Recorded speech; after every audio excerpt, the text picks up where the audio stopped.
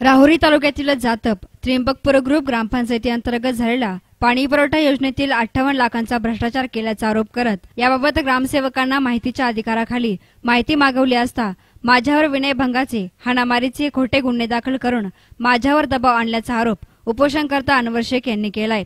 त्याचबरोबर या भ्रष्टाचाराची चौकशी करून योग्य ती कारवाई करावी अशी मागणी त्यांनी केली आहे। याबाबत अधिक माहिती जातप गावचे मेजर संजयराव सातव यांनी दिली।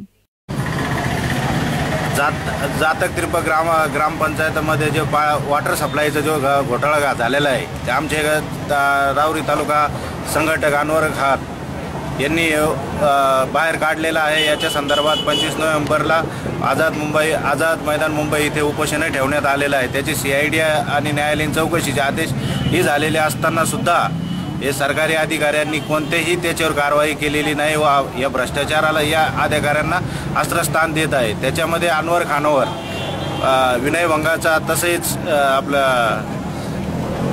अट्रॉसिटीचा गुन्हाही दाखल करण्यात येऊन त्याच्यावर त्या केसेस करून त्याचा मानसिक व शारीरिक छळ करण्यात येत आहे।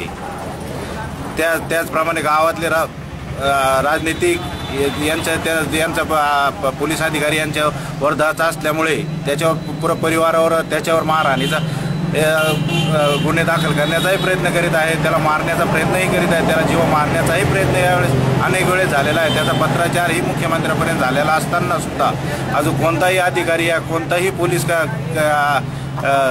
पोलीस खात्यामार्फत या गृह खात्यामार्फत मुख्यमंत्र्यांकडून कोणताही अजून अपेक्षित असं उत्तर भेटलेलं नाही। नाही त्र्यंबक जातक ग्रामपंचायतीचा पाणी घपल्याचा जो घोटाळा झालेला आहे तो एवढा ओपन करून सुद्धा अजून समस्त जेवढे अधिकारी आहे त्यांच्यावर कोणतीही कारवाई होत नाही, कारण कोणत्याही इन्क्वायरीला यांनी बंद केलेलं आहे। त्याच्यामुळे हे उपोषण ठेवण्यात आलेलं आहे।